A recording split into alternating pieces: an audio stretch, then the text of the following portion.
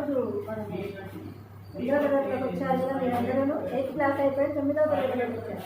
ఇంకా 9వ తరగతిలోకి వచ్చారు అంటే ఇంకా 10th క్లాస్లోకి ఎంటర్ అయిపోయినట్లే. ఆ 10th క్లాస్లోకి వచ్చేసాము అన్న భావన మీరు మనసులో పెట్టుకుని ఇంకా మనము శ్రద్ధగా చదవాలి, అన్నీ నేర్చుకోవాలి అని చెప్పి ఆలోచనలతో ఉండి ఈ పాఠ్యభాగాలన్నీ కూడా మంచిగా చదువుకుంటే ఇందులో మీకు ఇప్పుడు 8th నుంచి 10th వచ్చారనంటే 10th క్లాస్లో పద్యాలు, భావాలు, కృపదార్థాలు, వ్యాకరణము, సంధులు, సమాసాలు, ఛందస్సు, అలంకారాలు, ప్రత్యక్ష కథనం, పరోక్ష కథనం 8th క్లాస్ నుంచి కొంచెం కొంచెం మొదలైనాయి. ఈ 10th క్లాస్లో 9th క్లాస్లోకి వచ్చేటప్పటికి ఇంకా కొంచెం ఎక్కువైనాయి. అంటే ఇప్పుడు మీరు నేర్చుకున్నదంతా కూడా 9th క్లాస్లో ఏమైతే మీరు క్షుణ్ణంగా శ్రద్ధగా ఎవరైతే నేర్చుకుంటారో మీకు 10th క్లాస్కి వచ్చేటప్పటికి ఈజీగా అయిపోతుంది. అట్లా తేలిగ్గా అయిపోయి అబ్బా మనం 8th క్లాస్లో నేర్చుకున్నామే, 10th క్లాస్లో నేర్చుకున్నామే అన్న మీకు భావన కలిగి ఉత్సాహం వచ్చి ఈ 9th క్లాస్లో 10th క్లాస్ అనుకుంటూ చదువుకుంటూ 10th క్లాస్లో ఇంకా బాగా చదువుకోవడానికి మీకు శ్రద్ధ చూపిస్తారు. కాబట్టి మనం ఇప్పుడు మీరు 9th క్లాస్లోకి వచ్చారు, ఉత్సాహంగా చదువుకోవాలి.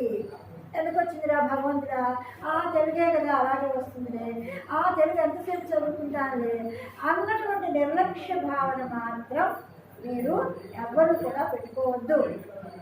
అలా పెట్టుకోకుండా మనం ఇంకా ఇప్పుడు మనం బాగా చదువుకుంటే నెక్స్ట్ ఇయర్కి వచ్చేటప్పటికి మనకి ఈజీ అవుతుంది. అప్పుడు ఇంకా బాగా చదువుకుంటే మనకు మంచి మార్కులు రావడానికి అవకాశం ఉంటుంది అన్న ఉద్దేశం పెట్టుకుని చదవాలి. కానీ ఈ బ్యాచ్ అంతా కరోనా వల్ల చక్కగా పాస్ అయిపోయారు, నేను కూడా అలా పాస్ అయిపోతానులే అన్న అభిప్రాయాలు మాత్రం పెట్టుకోకండి. ఇంకా ఇంకా ఎక్కువ అవుతుంది స్టడీస్లో. చదువుకోవడం వల్ల ఇంకా బాగా కఠినం చేస్తారు అన్నీ కూడా. అలా కథనం చేస్తారు కానీ తేలికగా ఊహించుకుని పాస్ అయిపోతానులే అన్నటువంటి దురభిప్రాయంతో మాత్రం ఉండబోతుంది. సదభిప్రాయంతోనే చక్కగా ఇవన్నీ నేర్చుకుంటూ చదువుకుంటూ ఉంటే మంచిది. ఈరోజు మనం చెప్పబోయే పాఠం మొదటి పాఠం చెప్పుకుంటున్నాం మనం. శాంతికాంక్ష. ఏంటది పాఠం పేరేంటి? శాంతికాంక్ష. శాంతికాంక్ష ఈ పాఠంలోనే ఉన్నది. శాంతి పేరు, కాంక్ష అంటే కోరిక, అంటే శాంతితో ఉండాలి, అందరూ కూడా శాంతితో ఉండాలి అనేటటువంటి కోరిక. ఎప్పుడు కొట్లాడుకుంటూ గిలికజ్జాలు పెట్టుకుంటూ దగాలు పెట్టుకుంటూ వాళ్ళ మీద నేరాలు కొండాలు చెప్పుకుంటూ ఉన్నాం అనుకోండి, మనసుకు ప్రశాంతంగా ఉండదు, పాఠాలు చదువుకోలేము, అన్నం తినలేము, స్కూల్కి రాలేము, మన స్నేహితులతో మనము ఆహ్లాదంగా ఉండలేము, ఎవరిని చూసినా కోపము, చిటపటలాడటము ఇవన్నీ సంభవిస్తాయి. అవన్నీ సంభవించకుండా ఉండాలి అంటే శాంతిగా ఉండాలి. మనశ్శాంతి ఎప్పుడైతే ఉంటుందో మనకు అంతటా బాగుంటుంది. మనం తెచ్చుకోవాలి శాంతి. ఎక్కడి నుంచో కొనుక్కుంటే వచ్చేటటువంటి కాదు శాంతి అనేటటువంటి, మన మనసులో నుంచి రావాలి. అలాంటి శాంతికాంక్ష, శాంతి కావాలి అనేటటువంటి కోరిక ఈ పాఠానికి అర్థం.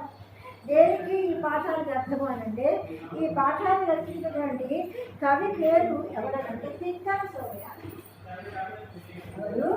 తిక్కన సోమయాజి. ఎవరు కవి పేరు ఎవరు? తిక్కన సోమయాజి. ఈ తిక్కన అన్న పేరు ఎప్పుడు విన్నట్లుంటే అని మీకు గుర్తు వస్తుందేమో నేను చెప్తుంటే. గుర్తు రావాలి అని అంటే కనుక ఈ మహాభారతాన్ని 3 కవులు రచించారు. ఎవరు? మహాభారతాన్ని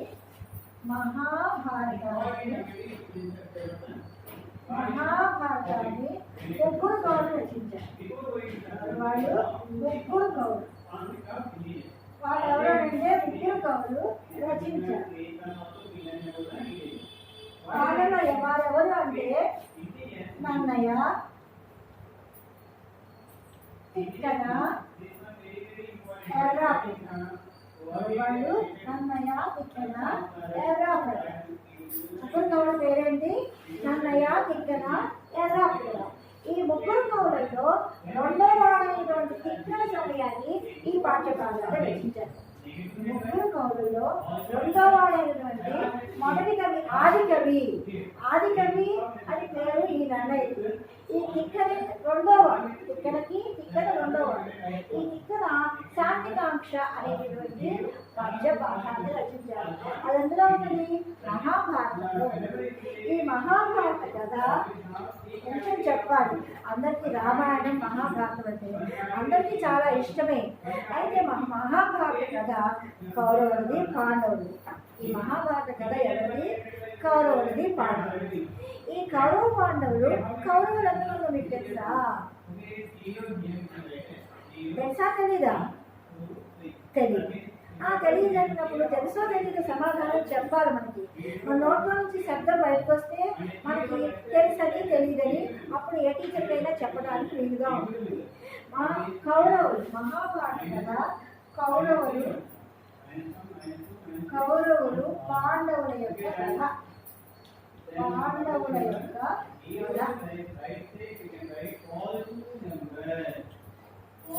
కౌరవ పాండవుల యొక్క కథ మహాభారతం. కౌరవ పాండవుల యొక్క కథ. ఈ కౌరవులు ఎంతమంది అండి? 9. ఎంతమంది కౌరవులు? 9. అది పాండవులు ఎంతమంది? 5. అదేంటండి కౌరవులు 9 ఏంటి, పాండవులు 5? అంటే దీనికి కూడా ఒక కథ ఉన్నది. ప్రతిదానికి ఒక కథ ఉంటుందమ్మా. ప్రతిదానికి ఒక కథ ఉంటుంది కదా. ఆ కథ మహాభారతం అంటే అన్ని కథలే, అన్ని పవిత్రమైనటువంటి కథలే, అన్ని వినదగ్గ కథలే, అన్ని ఆచరించదగ్గ కథలే. అంటే చెడు వాళ్ళకి చెడుగా కనబడుతుంది, మంచి వాళ్ళకి మంచిగా కనబడుతుంది.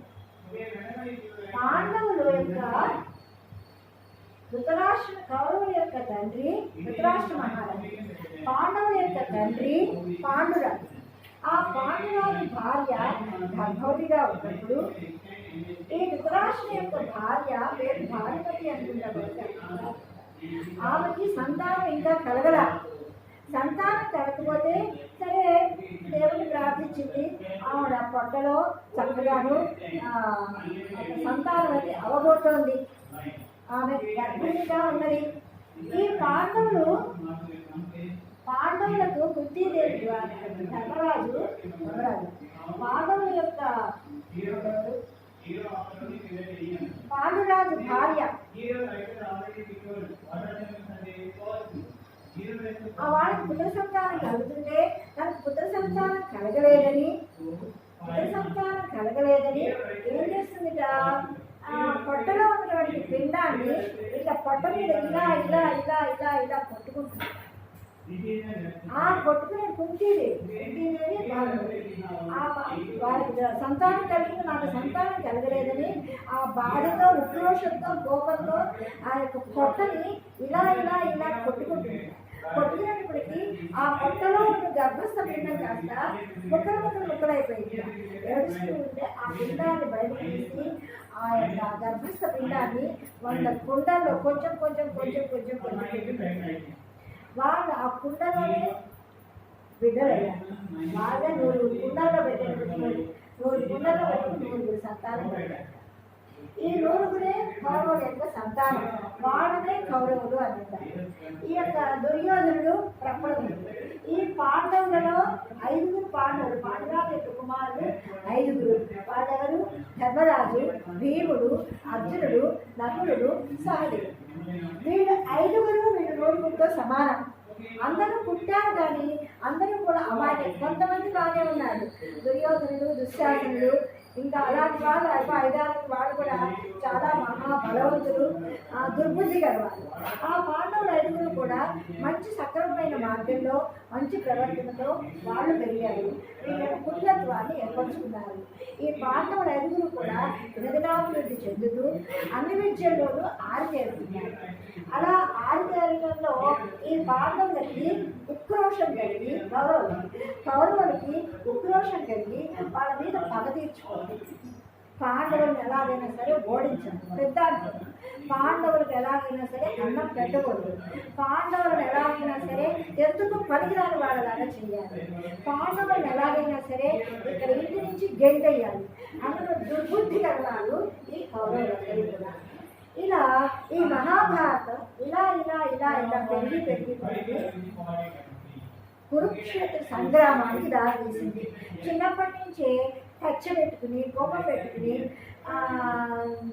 ఇంకా ఇంకా దుర్బుద్ధి పెట్టుకుని వాళ్ళ పాండవులందరినీ కూడా ఎలాగైనా నాశనం చేయాలి. పాండురాజు యొక్క కుమారుడు కాబట్టి పాండవులు అన్నారు. పాండురాజు యొక్క కుమారుడు కాబట్టి పాండవులు అన్నారు. ఈ ధృతరాష్ట్రుని యొక్క కుమారుడు కౌరవులు. ఇలా ఉంటూ ఉండగా ఏమైందిగా వాళ్ళకి ఇలా కచ్చ పెరిగిపోయింది. వీళ్ళందరిలోనూ గెలుస్తున్నారు పాండవులు. అన్నింటిలో బాణవేమవుతుంది ద్రోణాచార్యుడు యొక్క గురువు ద్రోణాచార్యుడు. ఈ ద్రోణాచార్యుడు యొక్క గురువు గారు ఏది చెప్తే అది అందులో మధ్యముడు అయినటువంటి అర్జునుడు అన్నీ నేర్చుకుంటున్నారు. వీళ్ళకి ఎన్నిసార్లు నేర్చుకున్నా కూడా వీళ్ళకి ఏమీ రావట్లేదు. అన్నింటిలో పాండవులే ముందంజలో ఉంటున్నారు, వీళ్ళేమో వెనకంజలో ఉన్నారు. ఎక్కడ చూసినా వెలుగు పాండవులదే అవుతుంది. ఇది బాగా కడుపులో ఉక్రోషం పెట్టుకుని కసి పెట్టుకుని కోపం పెట్టుకుని వీళ్ళని ఎలాగైనా సరే నాశనం చెయ్యాలి అనేటువంటి దుర్బుద్ధి పెట్టుకుని అలా వాళ్ళ మనసులో పుట్టినప్పటి నుంచి కూడా అది వాళ్ళతో పాటు పెరుగుతున్నారు. వాళ్ళు పెరుగుతున్నతో పాటు వాళ్ళ దుర్బుద్ధి దురాలోచన కూడా ఎక్కువైపోయింది. అలా పెరిగి ఏమైందిగా కురుక్షేత్ర సంగ్రామానికి దారితీసింది. అన్నదమ్ముడు పిల్లలు ఇద్దరు కౌరవులు, ధృతరాష్ట్రుడు, పాండురాజు అన్నదమ్ముడు, సొంత అన్నదమ్ముడు. వాళ్ళ యొక్క పిల్లలే వీళ్ళు.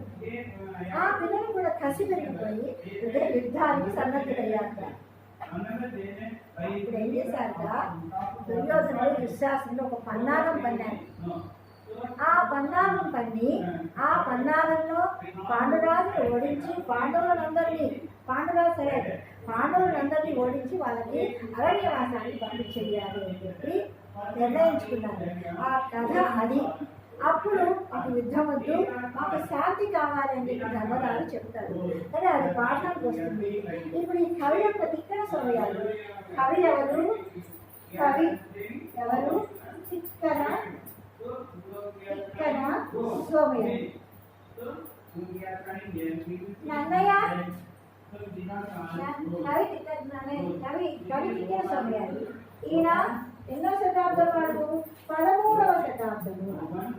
13వ శతాబ్దములోని వాడు. ఎన్నో శతాబ్దం వాడు? 13వ శతాబ్దం. ఈయన ఇందాక మనము 8th క్లాస్లో మనకి నన్నయ్య అమ్మ కోసం అనే పాఠ్యభాగంలో నన్నయ్య రచించాడు.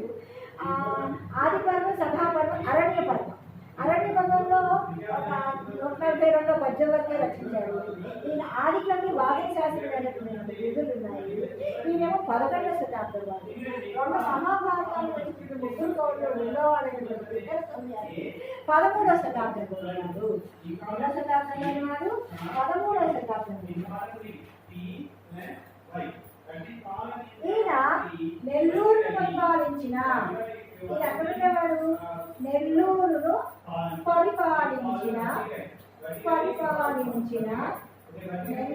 పరిపాలించిన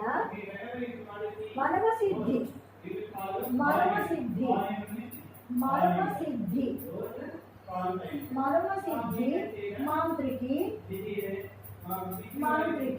ఆస్థాన కవిగా ఉండేవాడు. ఆస్థాన కవిగా ఉండేవాడు. ఎందుకు చెప్తున్నారంటే అసలు చూసినా కూడా మీకు అక్షరాలన్నీ చూసినా కూడా మీకు మనసులో ఉంటాయి అని చెప్తున్నాను. అయితే ఈయన దగ్గర మొట్టమొదటిగా నిర్వచనోత్తర రామాయణం అనేటువంటి విషయాన్ని రచించారు.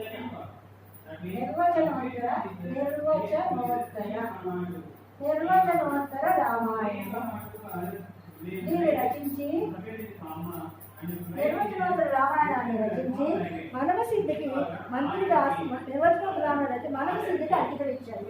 ఎవరికి అంకితం ఇచ్చాడు? అంకితం ఇచ్చేవాడు.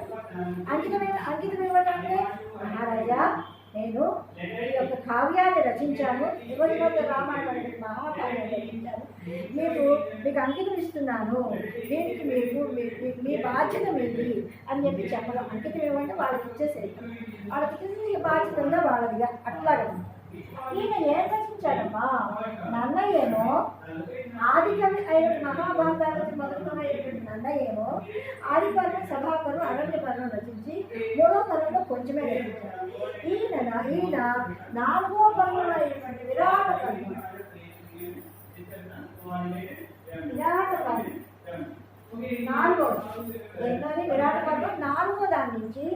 15వ పదం అంటే స్వర్గారోహణం. 15వ పదం స్వర్గారోహణం.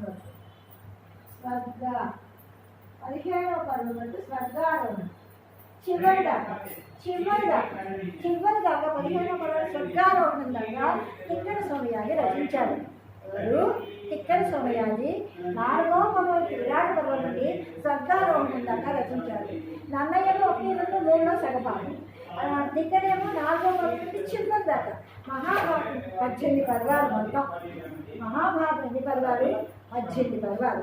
ఆ 18 పర్వాల్లో 3వది సగం, 4 నుంచి మీన, ఆ 15 తర్వాత 16, 17, 18 ఈ 3 పర్వాలు మేము ఎర్రా 3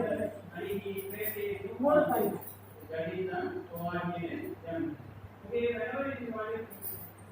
3 పర్వాలు స్వర్గారోహణ ఆయన 3 పర్వాలు ఆయన రచించాడు ఎర్రాపల్లి.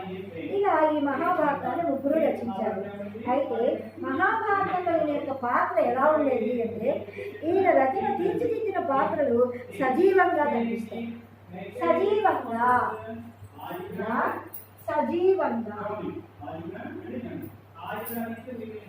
జీవము సజీవము, జీవంగా జీవోత్సవంగా.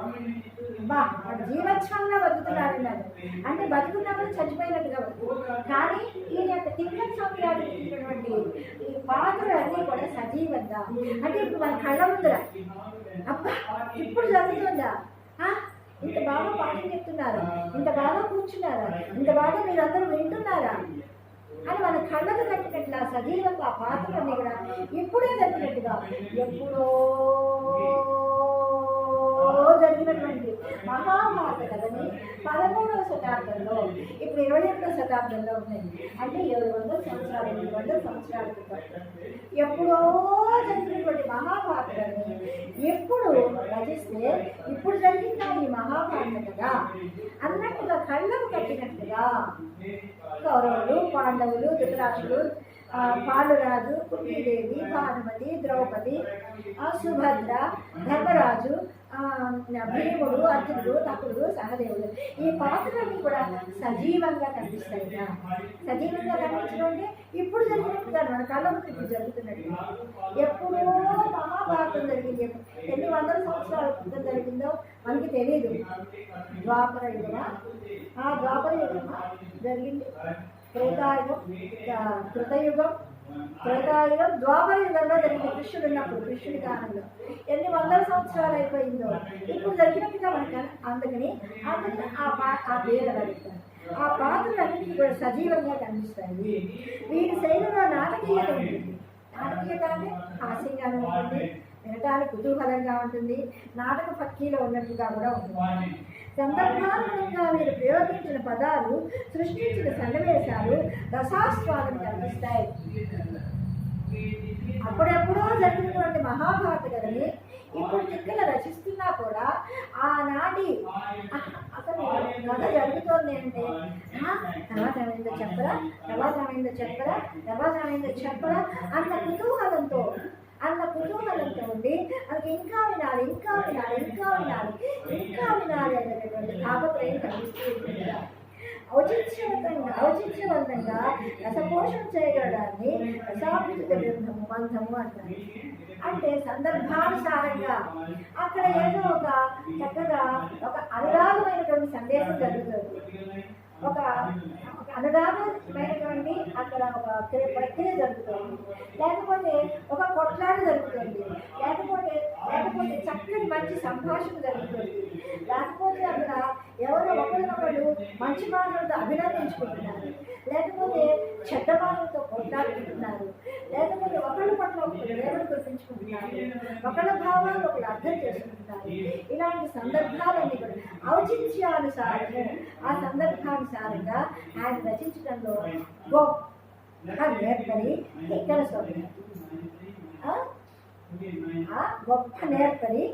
సోమయాజి. సృష్టించిన సన్నివేశాలు అక్కడ కొంచెమే ఉండొచ్చు. ఇక్కడ నేను పాఠం చెప్తున్నాను, నేను చెప్పేది 4 లైన్లే. కానీ ఎవరైనా మీలో ఎవరైనా మంచివాళ్ళు ఉన్నారనుకోండి, ఈ నేను చెప్పినటువంటి 4 మాటలని 400 మాటలుగా చెప్పుకుంటూ ఎంత బాగా చెప్పారు, ఎలా వివరించారు, ఎలా మనకు అర్థమయ్యేట్టు చెప్పారు, ఎంత బాగున్నాయి, ఈ కథ ఎలా తెలిసింది. 4 మాటల్ని 400 మాటలుగా సృష్టించుకుని అలా చెప్పడంలో వాళ్ళ యొక్క వ్యక్తిత్వము, వాళ్ళ యొక్క గొప్పతనము, వాళ్ళ యొక్క సృష్టి, వాళ్ళ యొక్క విషయ సేకరణ తెలుస్తుంది. అలాంటి వ్యక్తిత్వం కలిగినటువంటి వాడు తిక్కన సోమయాజి. చిన్న పాత్రను పెద్దదిగా చేసి చెప్పగలిగినటువంటి గొప్ప మహానుభావుడు తిక్కన సోమయాజి. ఇందులో తిక్కన సిద్ధహస్తుడు. సిద్ధహస్తుడు అంటే బాగా తెలిసినటువంటి సిద్ధహస్తుడు, బాగా తెలిసినటువంటి వ్యక్తి. సంస్కృతాంధ్రాలలో కవిత్వం రాయడం ప్రతిభాశాలి. సంస్కృతము ఆంధ్రము. ఆంధ్రము అంటే తెలుగు, సంస్కృతము అంటే సంస్కృతం. సంస్కృతంలో తెలుగులో రెండింటిలో కూడా దిట్ట. అంటే సంస్కృతంలో ఎవరైనా మాట్లాడుతున్నారు గడ గడ గడ గడ గడ గడ సంస్కృతంలో మాట్లాడతారు. తెలుగులో మాట్లాడుతున్నారు అనుకో ఎవరన్నా తెలుగు అంటే అరే రారా, అరే కొరా, అరే ఎలుసురా, ఇలాంటి శబ్దాలు కాదు ఆయన ఉపయోగించేది.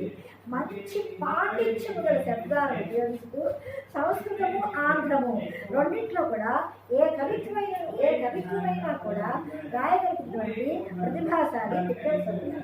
అందుకని సంస్కృతము ఆంధ్రము